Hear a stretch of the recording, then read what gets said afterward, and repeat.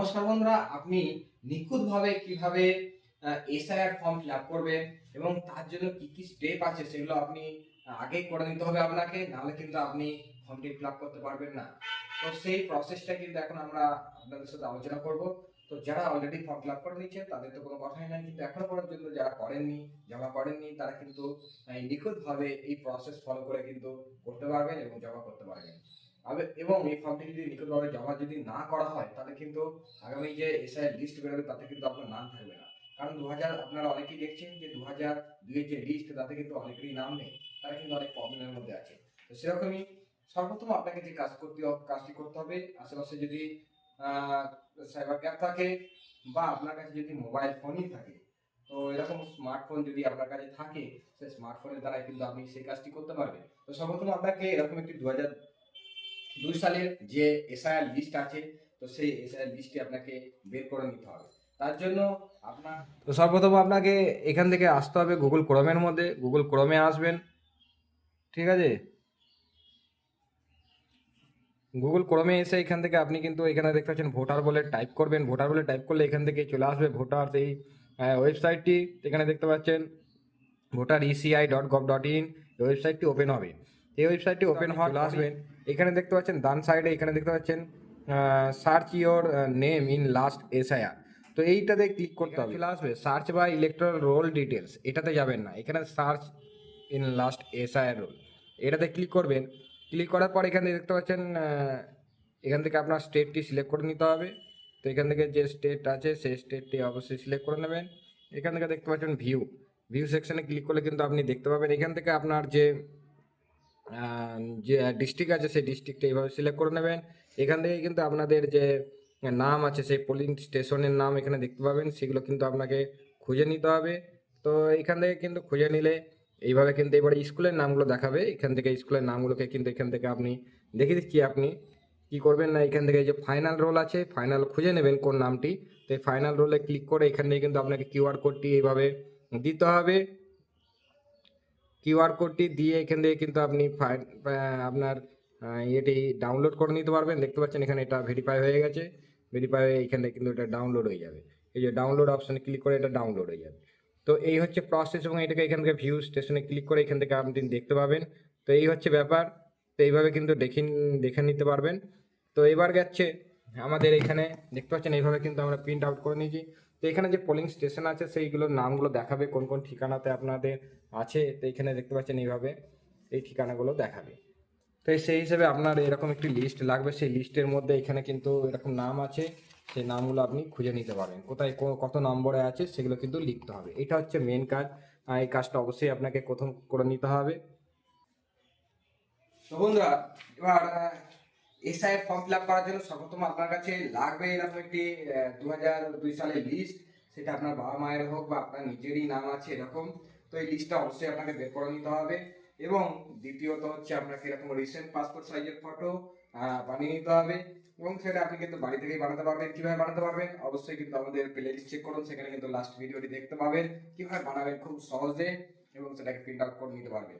এবং এরপরে হচ্ছে যে কাজটি, সেটি হচ্ছে যে আপনার কাছে যে এসআইআর ফর্মটি আছে সেই ফর্মটিকে সর্বপ্রথম আপনি ভালোভাবে একটুখানি পড়ে নেবেন। পড়ে নিলে কিন্তু আপনি জানতে পারবেন কি করতে হবে। আর যদি না পড়েন তাহলে কিন্তু কপি করলেও কিন্তু দেখে দেখে করলেও কিন্তু ভুল হবে। তো সেই জন্য আপনি যদি শিক্ষিত হয়ে থাকেন তাহলে অবশ্যই দেখে নেবেন, আর যদি না শিক্ষিত হন তাহলে একটু ধৈর্যের সাথে করবেন।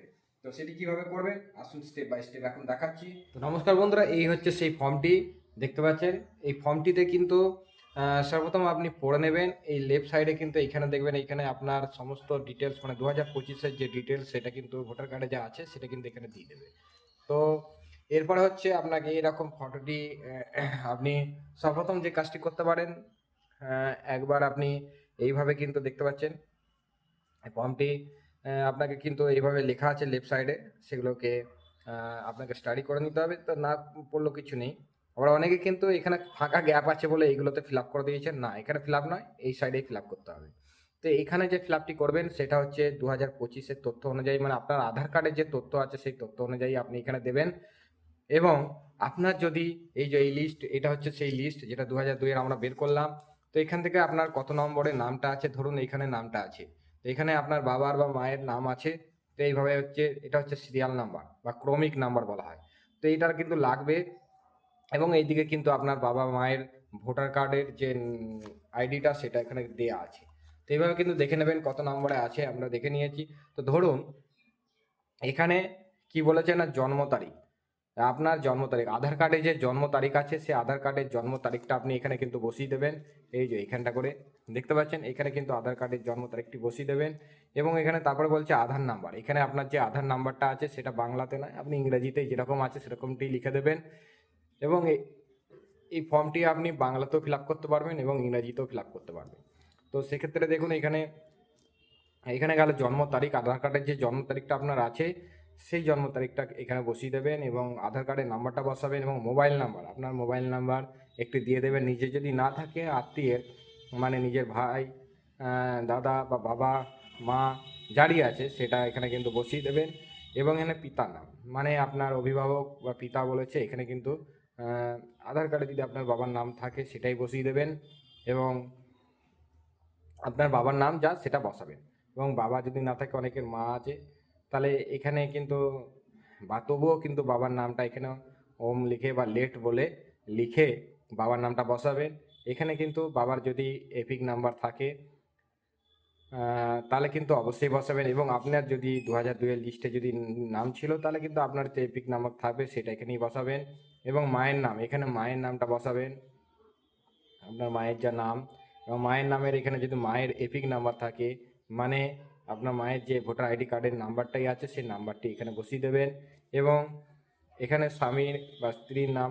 তো এখানে আপনি যদি এখন বিবাহিত হন তাহলে আপনার যে স্ত্রী আছে বা স্বামী আছে তার নামটি এখানে বসাবেন এবং তার যে ভোটার আইডি কার্ডের নাম্বারটি আছে সেটা এখানে বসাবেন। এবার অনেকে ভোটার আইডি কার্ডের নাম্বারটি দেখতে পারেন না কোথায় থাকে না, ওপরেতেই দেখবেন যে 10টি সংখ্যার একটি নাম্বার থাকে। তো সেই নাম্বারটি কিন্তু আপনি বসিয়ে দিতে পারেন। অনেক ক্ষেত্রে কিন্তু ডাব্লিউবি দিয়ে পুরোনো কার্ডগুলোতে ডাব্লিউবি দিয়ে তৈরি হয় কিন্তু নতুন কার্ডগুলো সেই নতুন কার্ডগুলো কিন্তু থাকবে এখানে দেখবেন আইএম এরকম দিয়ে তৈরি হবে, আইএম এরকম দিয়ে লেখা থাকবে সেইগুলো বসাবেন। এবার কথা হচ্ছে যে এখানে এই দিকের ফর্মে কারা ফিল আপ করবে এবং এই দিকের যে কলাম আছে তাতে কারা ফিল আপ করবে। তো এখানে লেফট সাইডে ধরুন আপনার যদি 2002-এর লিস্টে নাম ছিল তাহলে আপনি এই দিকে ফিল আপ করবেন। এখানে আপনার নামটি দিয়ে দেবেন। এই যে এখানে লিস্ট ওয়াইজে দেখলাম যে এখানে যে মার্ক করে রেখেছি, ধরুন এখানে 2002 লিস্টে আপনার নাম আছে তো সেই যেখানে যা নাম আছে সেই নামটা আপনি এখানে বসাবেন এবং এপিক নাম্বার ওখানে যে ওই সময়তে যে এপিক নাম্বারটা দেখবেন ডান দিকে আছে সেই এপিক নাম্বারটা এই যে এইদিকে এইদিকে যে এপিক নাম্বারটা আছে এখান থেকে সেই এপিক নাম্বারটা এখানে বসাবেন। ঠিক আছে, এখানে বসালেন এবং আত্মীয়ের নাম এখানে যে ওই সময়তে আপনার যে বাবা ছিল সেই বাবার নাম মানে যার নাম আছে তারই দেখবেন পিতা বলে থাকবে বা অনেকে স্বামী বলে থাকবে, এই দুটোই আছে কিন্তু পিতা বা স্বামী। তো এখানে যে আপনার যদি পিতা হয়ে থাকে সেটা কিন্তু এখানে বসিয়ে দেবেন। এখানে এটাই হচ্ছে যে আত্মীয়ের নাম। তো এই জায়গাটাতেই ম্যাক্সিমাম যারা ভুল করছিলেন, তো এখানে কিন্তু আত্মীয়ের নামটা যেটাই থাকবে সেটাই বসাবেন মানে 2002-এর যদি ভুল থাকে ভুলই বসাবেন। এবং সম্পর্কটা কি ছিল না কারো স্বামী হচ্ছে এখানে দেখুন স্বামী বা পিতা আছে, শুধু স্বামী বা পিতা। তো যার স্বামী আছে স্বামী পিতা দেখাচ্ছে সেখানে পিতা বলে লিখবে, সম্পর্কের জায়গায় পিতা। ঠিক আছে, আর যার স্বামী হবে স্বামী লিখবে। তো এখানে জেলাটি হচ্ছে জেলা। তবে এখানে আরেকবার বলে দিই যে এখানে যদি এখানে যে লিস্টে ভুল যদি থাকে সেই ভুলটাই লিখবেন, কারণ কি এটা হচ্ছে 2002-এর অনুযায়ী এবং এখানে আপনি নিশ্চয়ই সঠিকটি লিখে দিয়েছেন 2025-এ এবং এখানে 2002-এ যে ভুল ছিল সেটাই এখানে আপনাকে লিখতে হবে এবং হচ্ছে জেলার নাম লিখে দেবেন। জেলার নাম বর্ধমান, বীরভূম যা হবে হবে লিখবেন। কারণ কি না এখানে দেখতে পাচ্ছেন প্রথম পেজের মধ্যে এই যে এই পেজটা 2002-এর যে লিস্টটা বের করেছেন তাতেই এখানে দেখবেন যে এখানে দেখবেন জেলা বলে বর্ধমান লিখবেন।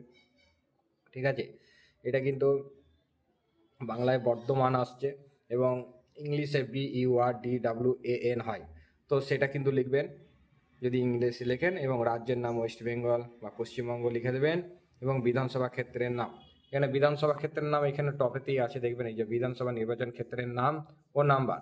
তো এখানে হচ্ছে এই যে এটা হচ্ছে বর্ধমান উত্তর, তো বর্ধমান উত্তর বলে এখানে আপনি লিখবেন বা BUR ওই যে ওখান থেকে লিস্টটা বের করছিলাম তখন বর্ধমান নর্থ দেখাচ্ছিলাম, BURDWAN দিয়ে NORTH নর্থ থাকে, বা ব্যাকেটে আপনি NO লিখে দিতে পারেন।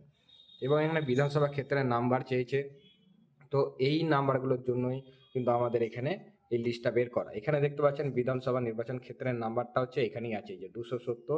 এখানে 270 বসাবেন।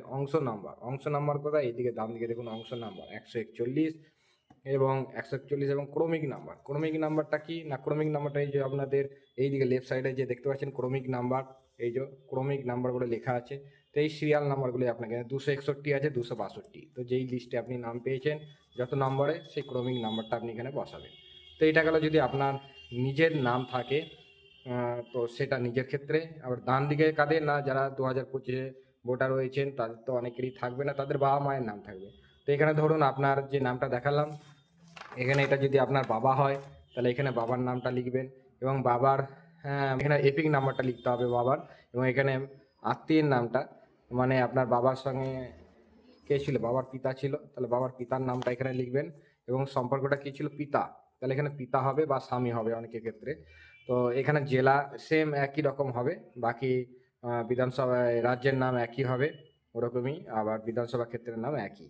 এবং এখানে ক্রমিক নাম্বারটা আপনার বাবার, নিজের নাম তো নেই, যদি নিজের নাম নেই তাই আপনার বাবার বা আপনার দাদুর, অনেকের দাদুর হতে পারে বা অনেকের মায়ের হতে পারে, সেই নামটা বসিয়ে এখানে তার এখান থেকে লিস্টে যে নামটা আছে, লিস্টে যে সিরিয়াল নাম্বারগুলো আছে, এই যে এখানে 270 দেখালাম, 270 বসাবেন। এখানে অংশ নাম্বার এখানে অবশ্যই 141, এইটা সেম হবে, এই দুটো সেম হবে, এবং লাস্টের নাম্বারটা একটু চেঞ্জেস হবে। এটাই হচ্ছে ক্রমিক নাম্বার, সিরিয়াল নাম্বার। তো এই নাম্বারটাই কিন্তু অনেকের আলাদা আলাদা হচ্ছে। তো এই নাম্বারটাই ধরুন আপনার 162-তে যদি থাকে, তাহলে এখানে 162 হয়ে গেল। তো এইভাবে কিন্তু ফর্মটি আপনি নিখুঁতভাবে ফিল আপ করবেন, এবং এইখানে আপনার সই করতে হবে। আপনি নিজে সই করতে পারেন, যে ফর্মটা ফিল আপ করছেন তার নিজের সই, বা পরিবারের যে কোনো মানে সাবালক, মানে 18 বছরের ঊর্ধ্বে আছেন, তিনি কিন্তু সইটা করে দিতে পারেন।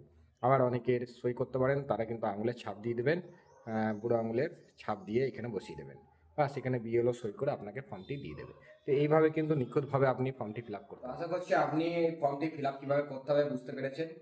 তো যদি বুঝতে পারেন তাহলে কিন্তু অবশ্যই ফিল আপ করে জমা করে দিন, আর যদি না বুঝতে পারেন, কোনো ডাউট থাকলে অবশ্যই কমেন্ট বক্সে কমেন্ট করবেন। আর ভিডিওটি যদি আপনার ভালো লেগে থাকে অবশ্যই একটা লাইক করবেন এবং চ্যানেলটি সাবস্ক্রাইব করে নেবেন। আর ভালো থাকবেন, সুস্থ থাকবেন, ধন্যবাদ।